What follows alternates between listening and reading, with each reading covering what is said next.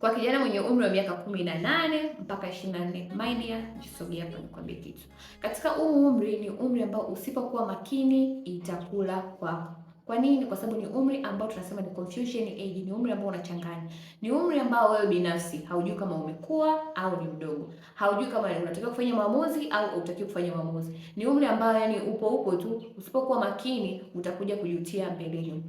Ni umri ambao wewe unaweza ukawa una idea lakini haujui nifanye nisifanye, nimshirikishe nani. So ni umri ambao unatakiwa kuwa makini sana sana sana kwenye kufanya maamuzi yako.